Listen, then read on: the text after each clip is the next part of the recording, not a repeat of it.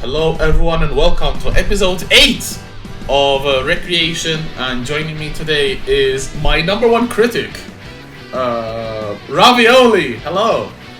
Wait, what do you mean number one critic? You're the one who gives me the most feedback about this. Oh, okay, that's So right. I appreciate it a lot, actually. I'll take that title. Right. Thank you so much for agreeing to do this, for joining me No here problem. today. After it's been postponed like 2 times already, but we don't talk about that. It's fine. It's completely fine. But yeah, welcome, and of course, if you're not familiar with the format, so we have 3 main sections. So a short one, it's an introduction, then some quick answer questions, and then some more in-depth questions where you can speak as much as you want. So of course, your tag is Ravioli. Yes. Was it always Ravioli actually? No. I've gone through a lot of in fighting games, yes, but like when I was a kid, I went by Luck. Then I started going by Hatsune, as in like Hatsune Miku. Then I played Dota 2 and Overwatch as Pion Pion Q. And then when I went into fighting games, I was like, I kind of don't want to be called that, so I changed my name to Ravioli. And recently I made the small change of adding Tuna Ravioli, but Ravioli, Tuna Ravioli, it's the same. Yeah, fair enough. Okay. Pion Pion Q. It's not. It's like my cringe years. Everyone's had cringe nicknames, that's fine. Yes. How old are you actually? I am 29. I am going to be 30 in November. Okay, so you're a 96 baby. Exactly. Okay. Actually, I found that a lot of people that I get close with during my life are born in 1996. So that's It's one of the best years. And like it's kind of interesting because if you're 96, you're kind of like in between millennial, right, and Zoomer. Like you get the both of both worlds. Like I identify myself as a Zoomer, but a lot of friends of mine identify more with like millennial, and I kind of get both, you know, generational stuff. Fair enough. You're from Portugal? Yes. Your main character? I play Izumi. My favorite character. Like I had to play Izumi ever since I saw her trailer. I was like, or like her splash art back when they announced the season pass. I was like, this character is really cute. I hope I like her gameplay. And then I liked her gameplay, so it was perfect. That's true only half for me, because I did not like her gameplay. And how active have you been in Underground? So I guess that's like kind of when I started? More or less? Yeah. Okay. I started playing back in Unist.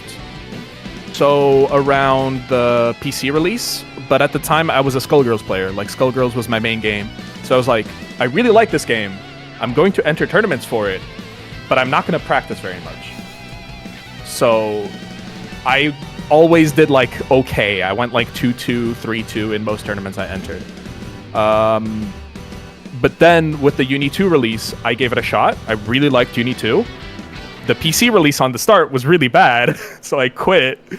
And then I came back after watching Mosin at EVO Finals. Ooh. Yeah, I randomly caught that. I was not playing fighting games at the time. I was just like at a friend's house, and we watched. I was like, "Oh, EVO's on. Can we watch it?" And like I put it on, and I was like, "Oh, Mosin's on. I know this guy. Like I've seen him at tournaments. He's a really nice guy."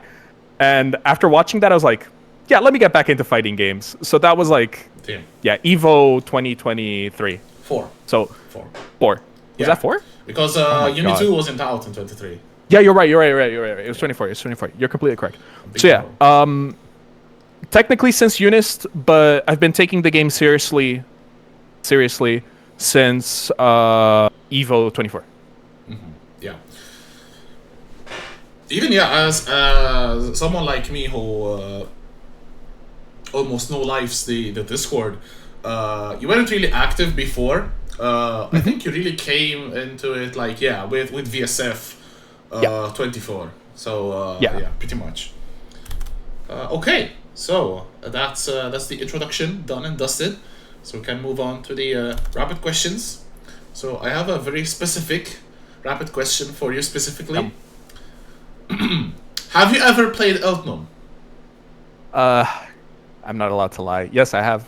Oh damn it! I thought you were going to say no, and that was the bit. It'd be really funny if I just lied, but I decided the other day, like, I'm not gonna, I'm gonna stop lying about this. Fair enough. Okay. Just to address that, by the way, because I know like some people who are gonna watch this are like people who know me on Discord. When I say I've never played Eltnum, the joke there is that I really hate Uni 2 Eltnum. Like when I started playing the game in ST, I played Eltnum. I loved that Eltnum. That Eltnum was so cool. And then I come to Uni 2 and it's like this 6-6C slop character. Like 6-6B, wow, I'm nice, bro. I hate this version of Eltnum. If she wasn't like this, I would maybe still want to play her, but right now I don't. Yeah, like actually when I was kind of like falling out of love with Uni late in 24, I was like, maybe I should give Eltnum a shot, but like she's so ridiculously busted that she's just not fun. Like it's absolutely insane. Yeah, and it's not even just about being busted, because I don't mind a character being busted. It's a question of she is not interesting. Like genuinely, if you look at Scenario, and this is not a hate to Scenario, it's like if you as an Eltnum player look at your best player and its Scenario is just like, oh, just 6-6C more, bro. Just enforce more rock paper scissors. Just 6-2-3-A OS crush. Wow, I'm so nice. Pretty much. Yeah. With that small segment hating on Eltnum, which I really love, we can start the actual quick answer questions. Yes. Starting with the classic. What is your favorite Under Night soundtrack? Okay.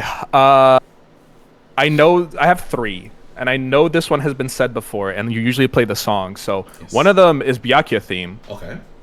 Another one is Chaos versus Gordeau, Crossing Thought. Yes, that's so really good. Yeah. And very underrated.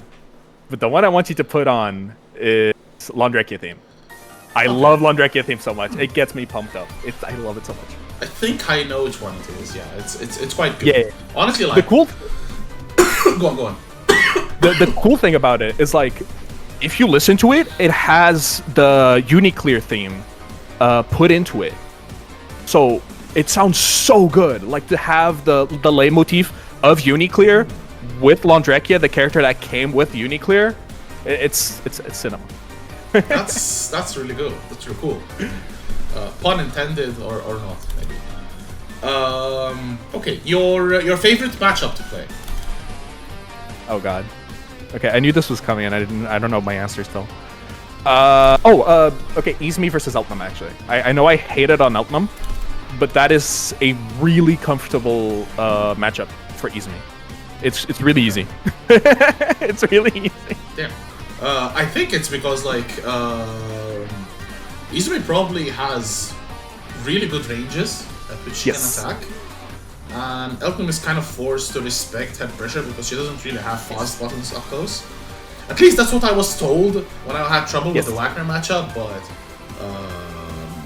of course, like I cannot really use that level of skill just yet, but at least I can analyze with that. But I feel I haven't seen much actually Izumi against Eltnum. In EU, Eltnums have kind of died. I think we have LW0, but apart from him, I don't think we have that many though. You have Kakatori and Nizzy.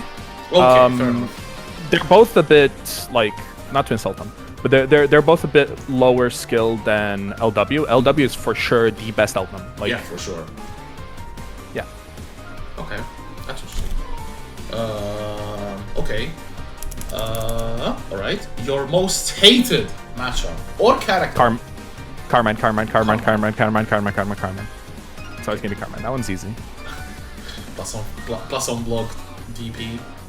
Any character versus Carmine I hate. I just hate having this guy on my screen. Understandable. Okay, so this is a new question, actually. Your favorite fighting game character outside of Under Night? Oh, this one's cool. It's easy actually for me. Fuqua from Skullgirls. I love her so much. She's my favorite fighting game character ever. Okay. I like Uni2 characters a lot. Like Izumi's really cool. Londrekia's really cool. But Fuqua, I've never found a character that I like as much as Fuqua. Okay, that's I don't really know much of the Skullgirls roster. I know Valentine. Yeah, that was Nephros' character. Yes, and there's like a band.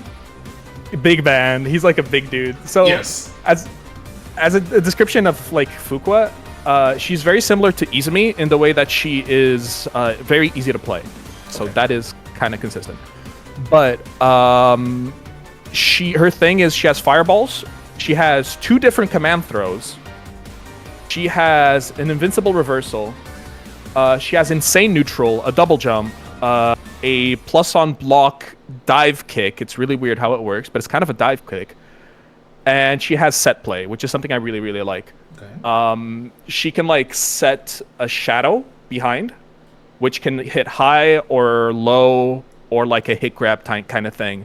So her whole thing is like knocking you down, then setting down a shadow, and then like she can hold it, and she loses life if she holds it too long.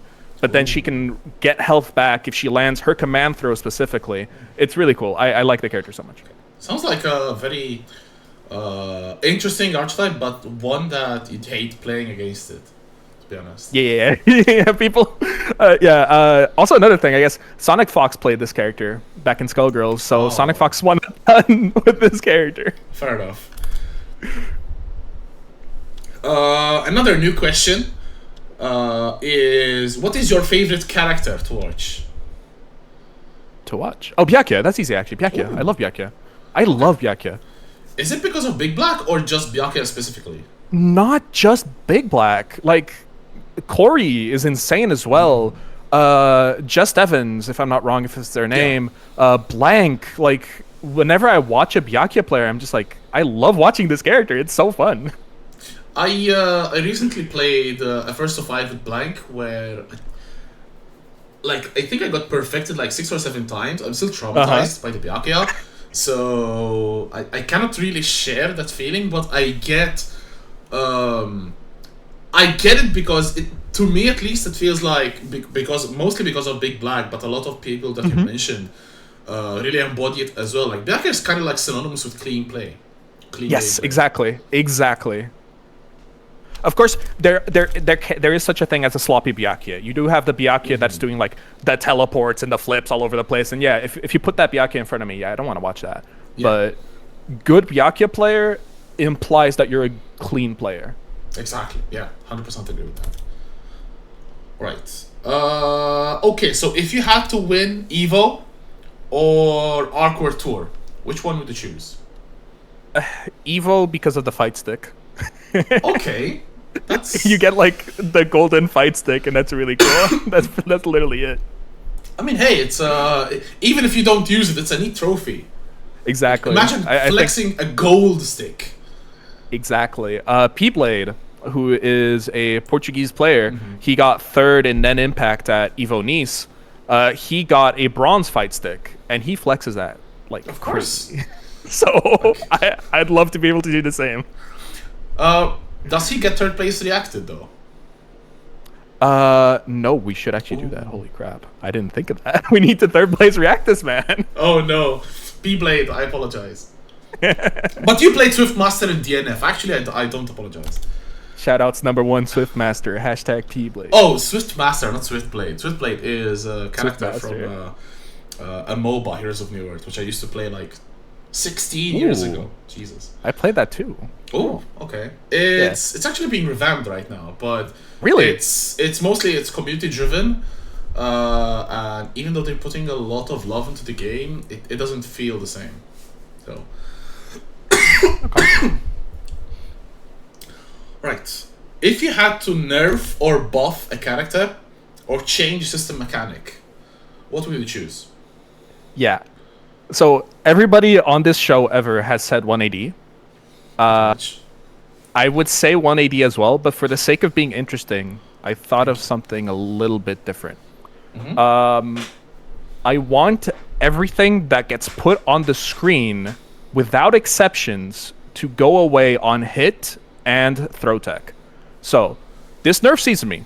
Bubble doesn't go away on throw tech. Sure, I want it to go away on throw tech. Carmine Bomb, I don't care if you let go of the button. If you get hit, it goes away. Gloomit goes away. Roomba goes away. All this stuff goes away. If you get hit, it goes away. I don't care. I want that to happen. All right, that's a good change. I feel that it might be difficult to implement with items like Roomba that activate. If you activate them and then take a throw, they remain active. Yeah. So you want them to just stop immediately, like Roomba or Gloom, for example. Yeah, I can see why that's really strong and annoying to deal with. Because you're basically +8 but unable to do anything. So GG's. Exactly. I really don't like those situations. And again, I am a set play player. It benefits. It goes against me for that stuff to be nerfed. But I really don't think it's nice. How would you feel if it removed? I know you hate Carmine, but if it removed the puddles on Throwtech, would that be too much? Okay. For the sake of the meme, I'm gonna say no. It's not too much. Destroy this character. Remove his legs. But it's probably too much. It's probably too much. The puddles themselves can't go away. Okay, that's fair. That's fair. All right. The big question: your top 5 characters unordered. I think I'm pretty consistent whenever I think about this. So Carmine, without questions, Carmine. I don't care. I know some people don't think he's top tier anymore, but he's still top 1. Laundrekia's top 2. Everybody forgets about Laundrekia. Laundrekia is so crazy. And then it's Line. Oh crap, Wagner. What am I forgetting? There's some other strike throw character. Hyde, maybe? Is it Hyde? User? It's not User. It's not User. Ogre? It's not Ogre. It's not Ogre. It can be Hyde. It's fine. Hyde is fine. Hyde is top there. Or Byak? No, Byakuya no. Byakuya is really strong, but he's not top 5. Okay. I think. I see. But yeah, those 5 are fine. Those 5 are fine. I think it's really agreeable, except Wagner. I do feel there's... I don't want to downplay her. It's just that I feel that she is not top 5, especially in this version of Unit 2. If she still had 5k off of throw, then sure. But... She has 4k off of throw. It's not that different. It's still really big. It's something I value a lot is really strong strike throw. And all 3... So Line... Wagner and Hyde all have that.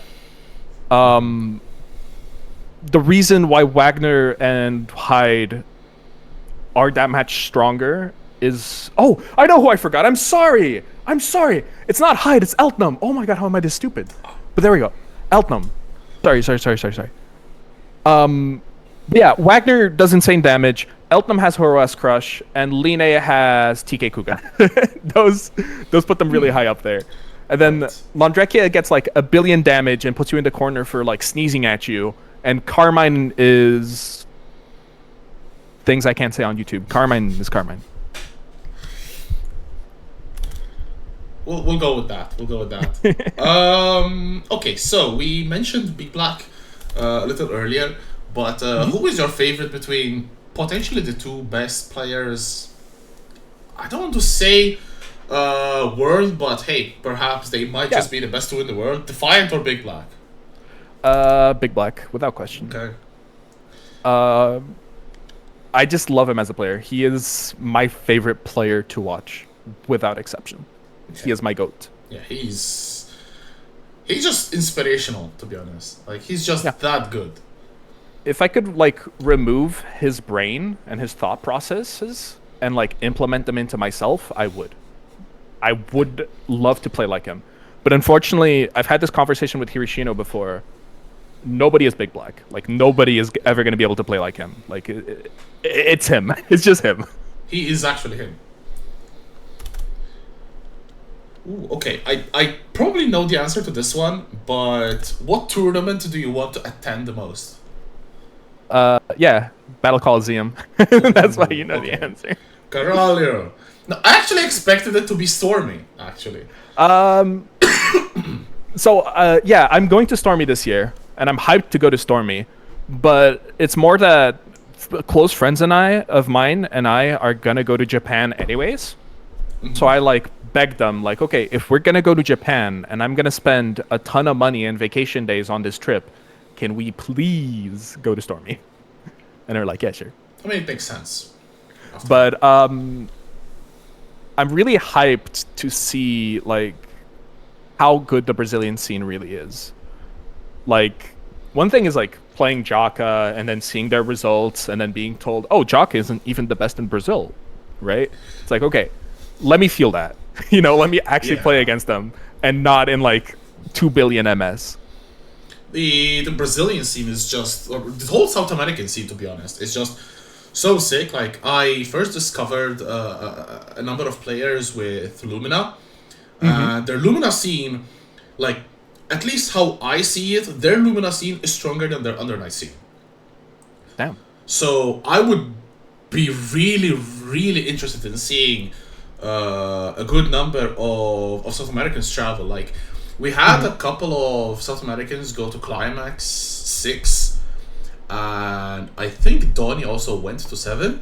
Donny is a very good CL player, and he also plays Byakuya in Uni. But I need more. Like, I think arguably their best player, Nis, doesn't really travel much because he is. It feels like he doesn't know how much he's willing to commit to the game. But he is ridiculously good, and I think if he went to Evo or a big major, I think he'd get top 8 and might even win. Like, Damn. just he's so good. Yeah, and I feel that way about like Akaza, for example. Akaza is so Yes, good. very. He very is so good. I love watching him. Like, Akaza won the last Battle Colosseum last year, Yeah, he did. and it didn't even look that difficult. At least he made it look easy. So that probably speaks volumes of how strong Akaza actually is.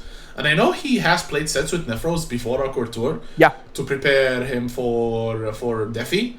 And then Defiant just played Carmine and shit the bed. But It would have helped a lot because I actually tuned in a little bit to their trading session and it was super, super helpful. okay. And one final thing about going to Brazil, I also want to meet my goat, Furovsky.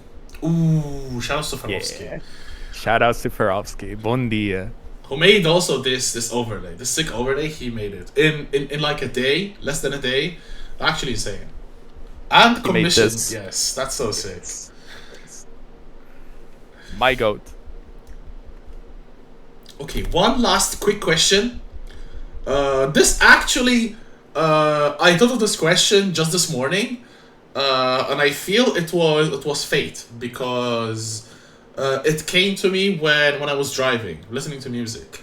Okay. Okay, so choose one. Either Togenashi Togeari or Girls Band Cry, or Ado. Oh, you can't. You have to. Okay, I'm wearing an Auto shirt and I'm looking at my Nina figurines that are like right here. You can't see them on the camera. This is betrayal. It has to be Ado. Ooh. Ado, I love Ado so much. Ado is my favorite artist right now. I honestly expected you to say Ado, but I expected more of a knee-jerk reaction rather than you have to think about it. So that means you really It's rough. like Girls Band Cry a lot as well. I mean, their music is kind of sick. Both. I'm a very emotional person. Very emotional. I just do my best to not get the best of me. So the type of songs that both of them put out mean a lot to me. Music. This is such a white girl thing to say, but like music means a lot to me. And like reading the lyrics and understanding what the artist was trying to say, that kind of stuff like hits me. And I don't know. Both Toganashi Togeari and Ado have really deep lyrics that I love. I never really analyzed a lot of lyrics. I know Void, of course, because of the anime, but I haven't really gone into detail or at depth for the lyrics. But they definitely have a lot of emotion, especially Ado. Yes. Her screaming voice is just so full of emotion. It's actually insane. It's how I really liked her as well. Yeah. Nick V sent me a cover of what's the song? I think it's from an opening of an anime or a closing. Unravel. Oh yeah, her Unravel cover is so good. It's actually insane. Good. I don't even like that song. I've always made fun of people who like that song, and then Ado makes a song of it. I'm like, okay, I love this. It's like, oh my It's bad. actually that good. It's ridiculously good. It's that good. So shout outs to Nick V also for showing me Ado. She's also going to be in a game later this year. Yeah, Stranger Than Heaven. Yes, It's gonna be so cool. the song is amazing. I really want more It details is about so good.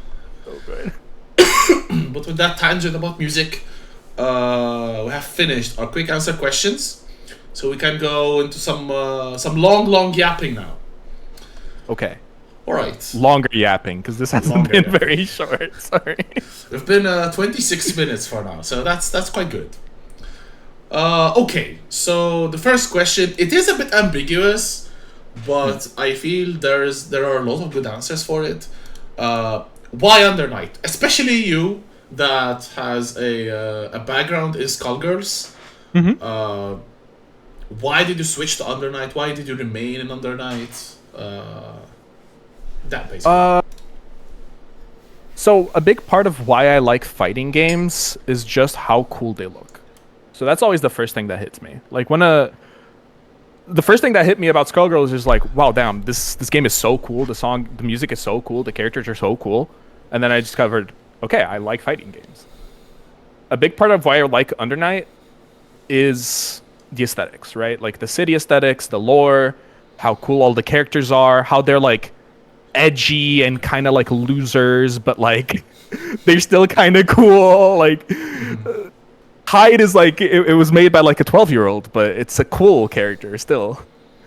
But gameplay wise, I got really frustrated competing in Skullgirls. Skullgirls is a game where you will get hit and you will get like 25 to death. Like I could teach you, like Rectu, unironically, I did this with the Aussie PT. Shout out to Aussie PT. I taught him how to play Skullgirls by teaching him my character Fuqua and Big Band. And then I said, go my child, go to this beginner tournament. And he won. Ooh. Like, with like 2 weeks of practice. Like, all you need to do is to hit your opponent and then just gamble with stupid mix-ups. Oh. Right? So, eventually, after playing Skullgirls for a very long time, I got really tired of that. And like, Uni, in a lot of ways, is the opposite. There are really stupid mix-ups. And there are some characters that I would prefer if they would lose their legs. But for the most part, I think the game is really, really fair. Okay. And it rewards defense and it rewards calm play. And it's a really beautiful game at high level. Yes, that I have to agree upon with. There's a really big amount of tournament sets that deserve a place as instant classics. Like, for example, almost every time that Knots or Big Black play each other, it's phenomenal. Like, we had 2 years in a row of Combo Breaker, speaking of which it's in a week. Damn. Yeah. So, I don't know if both are going. I know that Big Black had to miss a couple of events very lately, so really, really unfortunate. He had to miss Slashback and Arcor Tour Finals, so that has to be gutting. Yeah. So maybe he'll be back with a vengeance. And Nuts, of course, wants that victory over Big Black. So maybe we'll have the three-peat, the third consecutive grand finals between the two. But yeah, there's so many interesting sets of uni that you can never get enough. Like if you're Yes. bored, if you like uni and you're bored, you just go into YouTube. It doesn't even have to be Uni 2 as well. Unis, Uniclear. I haven't seen a match of Uniel, but I guess that there's good Uniel matches as well. The I further, guess. like when you go back to Uniel and Unib, it's a little bit wackier, but it is the core of the game is still there. At UFA, oh god, somebody's gonna get mad at me that I don't remember who it was, but somebody brought Unib, and it was so sloppy. That game was God. so butt. It was so butt. Shout out to Unibi. Okay. Right, you are definitely very much into trading cards, and you have said many times about your love for trading card games. Like, I think you used to play One Piece. I think you played Magic. Very casually, but yeah. Okay, and you had stopped playing fighting games completely, and were almost only on trading card games. And Final Fantasy 14. Okay. So you had to retire from fighting games. That's understandable. Yeah. You did mention earlier that you really got the motivation to come back to fighting games because of Mosin. Yeah. Were there any other factors though to that, or was it purely just watching Mosin have the time of his life at Evo? No, I think it was just the correct time. So I quit. I kind of quit fighting games in 2020 due to like one thing was COVID, right? COVID was. I had a bad internet connection at the time. I still kind of do, but most games didn't have rollback. So even if I wanted to play Uniclear at the time, I couldn't. Like I had really bad connection to everybody. I could still play Skullgirls, but I was starting to get very tired of Skullgirls. So I started playing more Final Fantasy 14, and then some friends got me into card games. Around 2024, I was starting to have the opposite. I was starting to quit 14. In fact, by that time, I had quit 14 completely. Like it had a really bad expansion, and at least in my opinion, really bad. A lot of the things I liked about the game weren't there anymore. And it was like really time consuming. And then with card games, no, Dawn Trail. Oh, Dawn Trail. Okay. Yeah, Dawn Trail is the most recent expansion. And basically, okay, this is like nobody's gonna care about this, but I used to be a summoner main, and summoner was a damage over time class back in Shadowbringers, and I love that. It was so cool. Like I poisoned you, and now you're poisoned, and now you're taking damage every second. Like oof, right? It was really cool.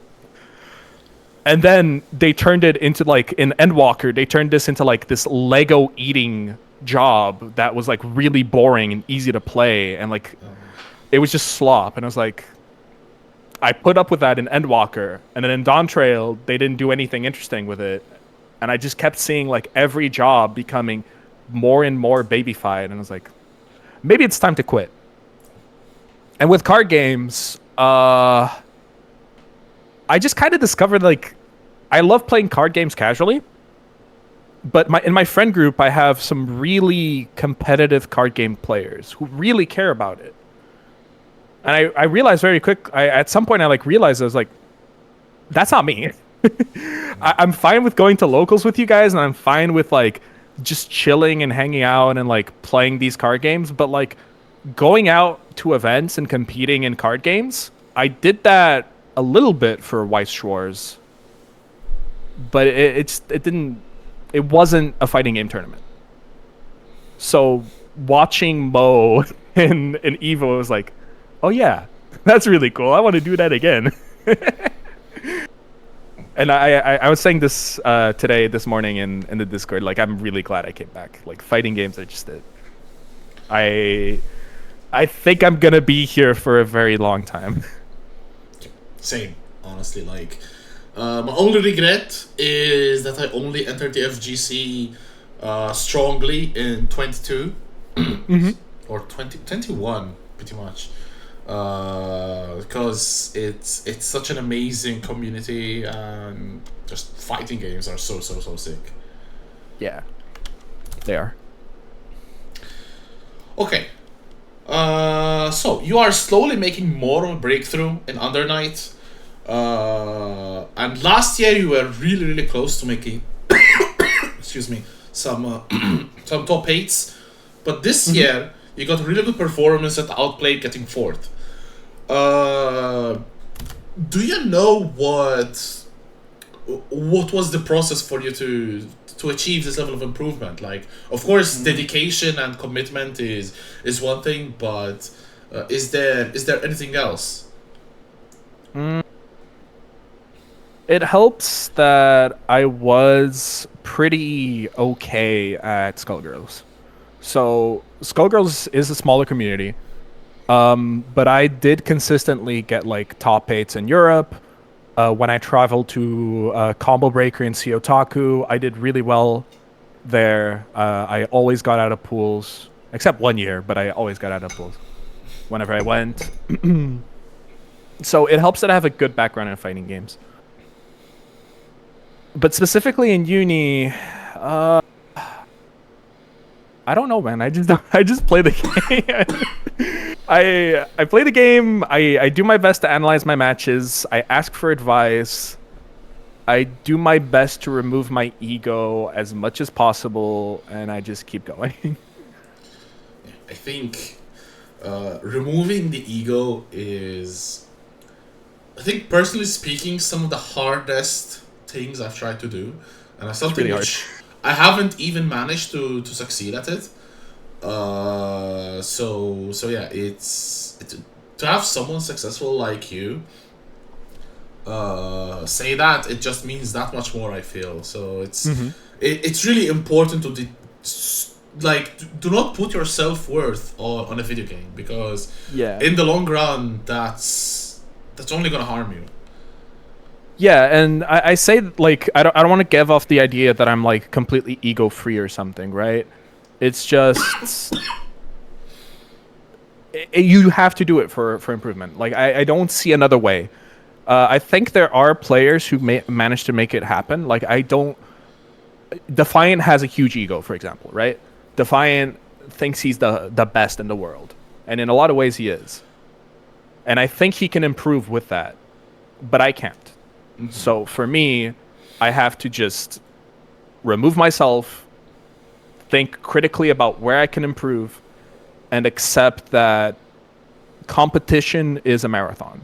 And like, maybe I'm not the best today, but tomorrow I will objectively be better as long as I keep trying.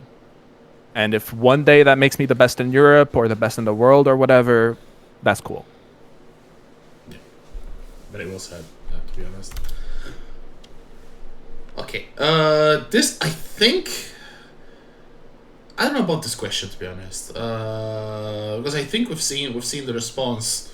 But I think we need to wait a little bit more to see the actual results. But of course, unfortunately now, Under Night is not part of our core tour anymore. Yeah.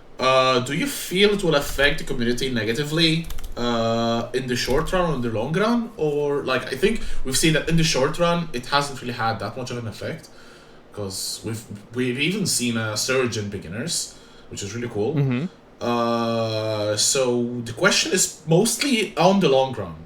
Do you feel it will affect players like Nephros, like Jaka, like Big Black? Well, the players you listed, I don't think it's going to affect them, because the people you listed are people who do it out of love. I don't think those players are going to care.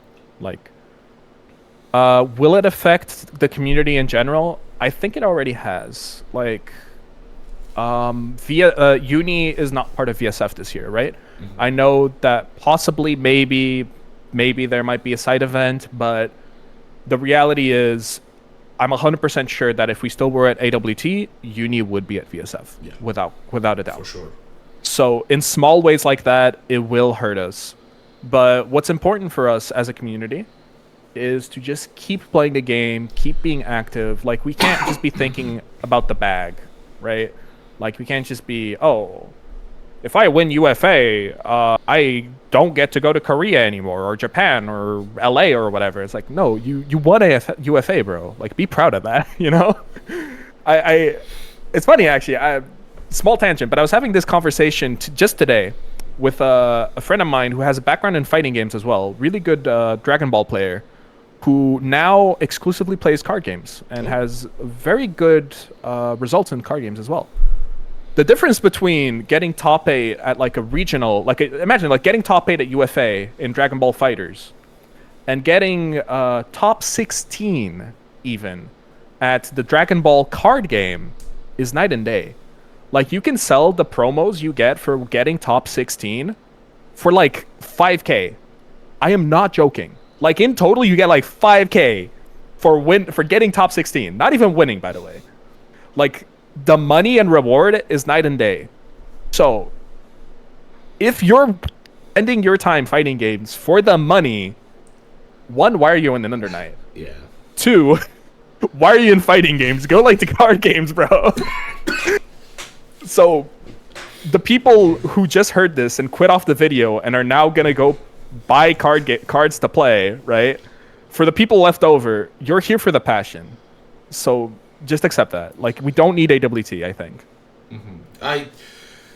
The only reason why I'm sad that Arc World Tour is gone is because like there's always a hype, the hype of having something bigger to look forward to. Yes, yeah. But at the same time, like as you said, it's the community that makes fighting games. It's not these big tournaments that make us love these games. So you really hit the nail on the head there.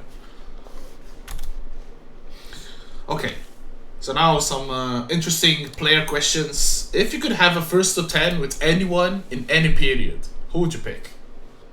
Okay, I thought about this. Can I cheat and create an alternate timeline version of Magnets who didn't quit uni? I guess I'll put some background here. Magnets was my favorite player back in Unist. I got to meet him. I got to play against him. He's a really, really nice guy. I watched all of his streams, by the way. Like, he was part of the reason why I liked Eltham so much. Like, he was my big black back then. He was so clean. But he quit. He really doesn't like uni too, and that's fair. There's a lot of reasons why you wouldn't like the transition between games. I just wish that there was a version of Magnets that liked this game, and I could then play that guy. Everybody else who we can think about, like all of the Japanese players who I want to play against, they're probably going to be at Stormy this year. All the Brazilian players I want to play against, probably going to meet them next year. And Americans I'm going to play at some point. Yeah, pretty much. There is definitely enough opportunities to play the American players. So. Yes. Okay, so I think I've pretty much already answered this, but one player you look up to and why?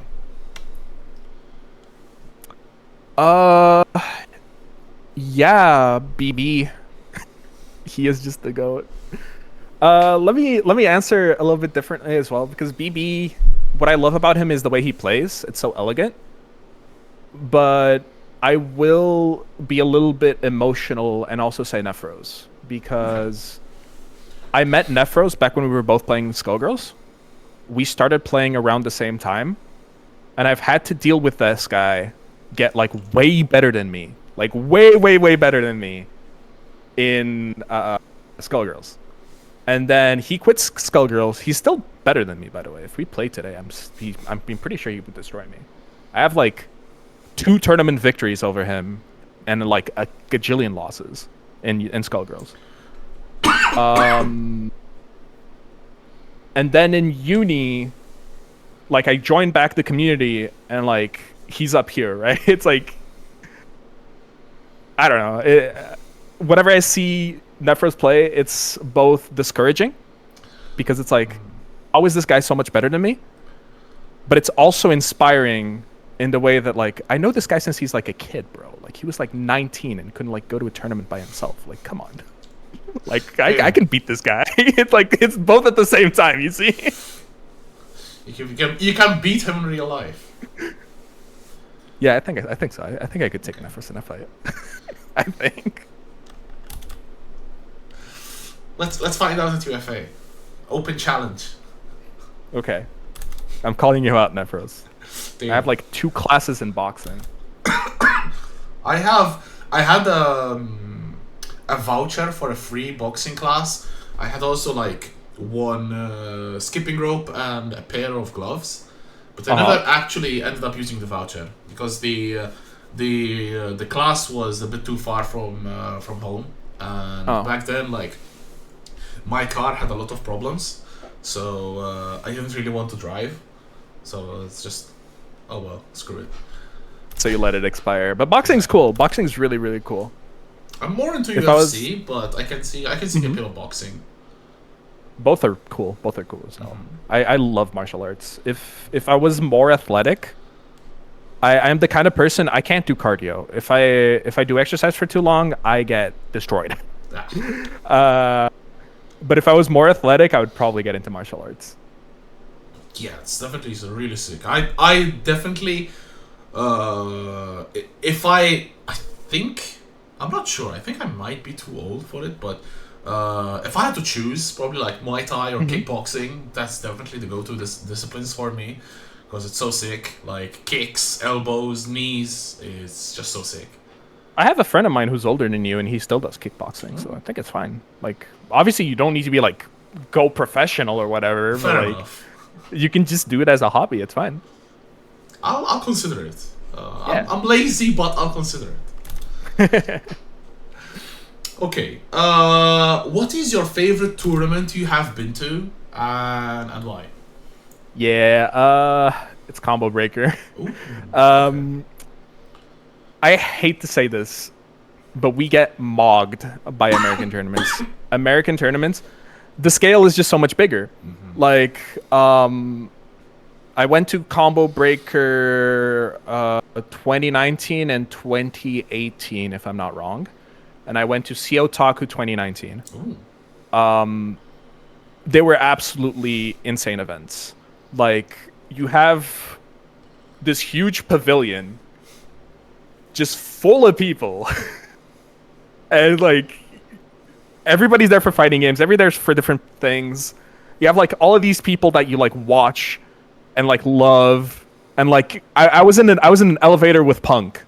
I was like, oh cool, I'm in the elevator with Punk. I saw LTG. I shook LTG's hand. I ate breakfast with Sonic Fox. Right. So if you're like into the fighting game, you're like, oh, fighting games in general. You're like, oh, all these celebrities, all these people I love, are here. And then it's the size, everything. I haven't. Obviously, this was back before COVID.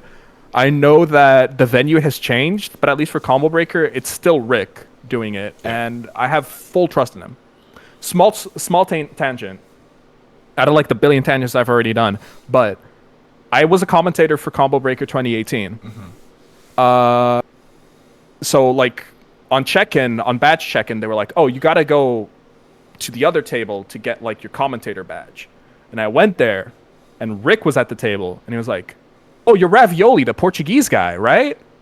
How was your trip?" And he's like, had a like tiny conversation with him. He was like, "Why do you know me, bro? I'm here to commentate Skullgirls."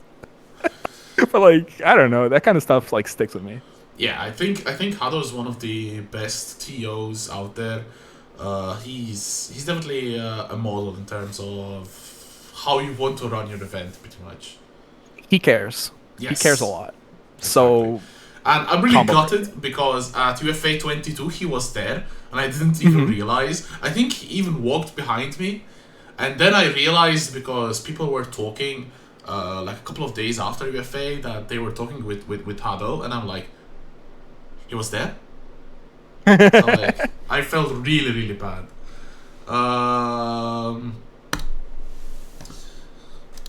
Yeah, I definitely want to attend a Combo Breaker someday. Maybe in a year or a couple of years, but I'll be there. I want to go there again too. Speaking of events, 3 reasons why people should attend Skill Issue. Okay. Number 1, Portugal is beautiful. Portugal is absolutely beautiful. I love this country to death. It has a lot of issues, but the country itself is beautiful. We have the best weather in the world. Like, it's not too hot. It's not too cold.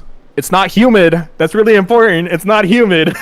It's mostly always sunny. It's not sunny right now, but exceptions. But yeah, it's beautiful. Number 2, our food is the best. People don't talk about this, but Portuguese food mogs the rest of Europe. I don't care. It's so good. Damn. I love Portuguese food, and I'm gonna prove it to you. Anybody who comes to Skill Issue, I will take you out to the best places to eat. I love that stuff so much. And number 3, the PT community is small, but we're like really close knit. We have a lot of really fun experiences and memes and things that we do together, and I would love to be able to share that with people. We have a really, really dedicated TOs, Kashkabald, who is the face of Team Skill Issue, but it's not just him. It's June, it's Daiki, it's Iberais, it's all these people who work really hard, and I want to show off how cool their event is. So please show up to Skill Issue. I understand it's a smaller event. It's not doesn't have as big of a pedigree, but you're gonna have a lot of fun, 100%. It's definitely my intention is to make it this year. For the food. Yeah, for the food. Come for the food. Like, francesinhas are so good. Google right now, francesinha. I've heard about it a lot. And yeah. It's something I want to try for sure. Okay. I think the hype around it has diminished a little bit, but promote Cosmic Princess Kaguya to someone who doesn't like anime. Oh my god, someone who doesn't like anime, that's really difficult. Well, it's a really cute and beautiful show. It's a simple story. It's a traditional Japanese story with a modern twist to it. So it incorporates a lot of video game culture. It incorporates a lot of VTuber and idol culture and Vocaloid culture. It has a really banger soundtrack. It's a beautiful show. It's so gorgeous. It's absolutely gorgeous. It has some of the best character design ever, genuinely. Like, just Google Kaguya from Cho Kaguya Hime. It's so beautiful. Cinema. Character designs are amazing. Like, yeah.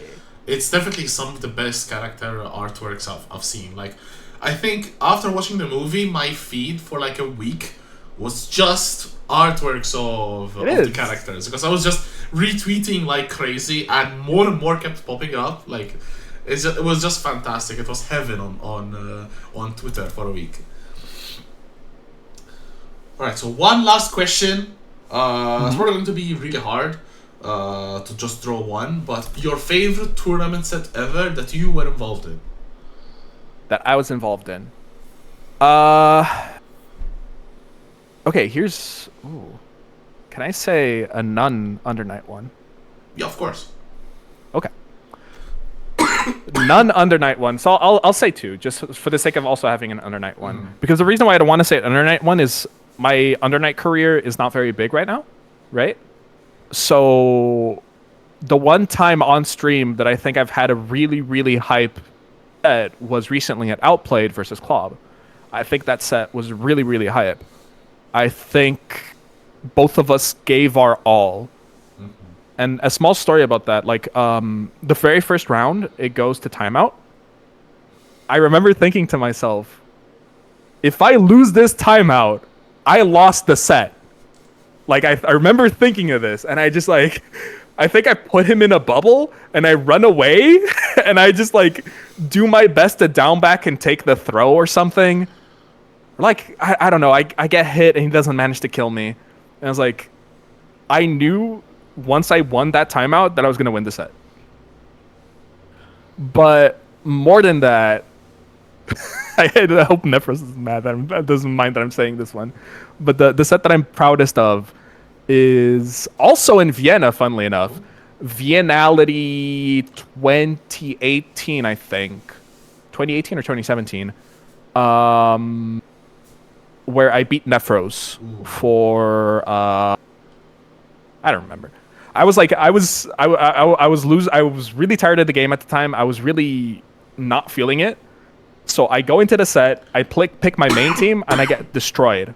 So I think, whatever, bro. I'm gonna pick Fuqua Big Band, which is a really obnoxious team. But I was like really confident in my Fuqua. And then I reverse 3-0 him from there. It was really... Damn. I'm always going to be proud of that one. Always. I mean, that's definitely something to be proud of, especially since you said you've played so much against Nephros and had very little tournament wins against him. So that's something to be proud of for sure. One of two. The other one was in an online bracket. That was the only offline time I've ever beaten him. Yeah. I hope you quit while on top though. No, he then beat me in Revo. Damn. in Revo 2019, he beat me. Damn it. We cannot defeat Nephros. He's too good. He's way too good. He's way too good. And yeah, for good reason. Absolutely. But yeah, that's pretty much all of my questions that I prepared for you. I don't know if you have any final comments to share with us. Prize. Oh god, I should know this from the top of my head. I think it's July. Somebody's gonna kill me for not remembering this, but it's July. It's gonna be a tournament in Porto. I know not a lot of people are coming, but at least show up to the stream. I'm gonna be there. Aussie PT is gonna be there. Forte is gonna be there, an upcoming Nika player. Lopko is coming. I don't remember if Sevs is coming, but a bunch of Portuguese players are coming, plus Lopko. So it's going to be really fun. Please make sure to watch. And of course, you're still in time for skill issues. Skill issue signups just came out like last week or something at the time of recording. So please make sure to show up. It's going to be a wonderful tournament. And yeah, I love this community. That's what I got to say. I definitely love this community as well. It's definitely a game changer when the community you're in like exudes the love for the game and the love for each other that Undernight does. I think this is the community that I feel the best in. So shout outs to everyone in Uni, shout outs to everyone who watches this, shout outs to everyone who watches the streams and who supports the community in each their own way. Okay, I actually have one last question. One last question for you. A surprise one. Suggest someone to be in recreation. I want to start closing with this question. Huh, that's cool. That's a really cool question. Give me a moment. I'm not necessarily, of course, going to 100% invite them, but I'm running out of ideas, so I need suggestions. Okay, if I'm here, I'm gonna suggest two people, because I don't even know if they think of themselves like this as well, but these are two people that I consider my rivals, because they are two people that every time I improve, they seem to be like either one step ahead or one step behind me. So it's Lopko and LW0. Ooh, okay. They are the GOATs. Shoutouts to Lopko and LW0. I really value having people around my skill level that I'm constantly scared of. It really helps me improve. That's a very neat way to put it. But yeah, definitely we'll consider them. Lopko is a very interesting character for sure. LW0, so he's amazing. And I beat him at VSF. You literally did with my coaching. Oh, that's probably going to remain as one of my best memories. And LW0 is a very intriguing personality. He's very reserved, but at the same time, I think he has a lot to a lot about him. The way he plays, the way he behaves himself or themselves. So could be interesting. I'll consider them. But yeah, that's pretty much been episode 8 of Recreation. Let's see who will be the guest for episode 9. Thank you so much for being with me, Ravioli. And until next time, no problem. We will see you soon. Bye bye.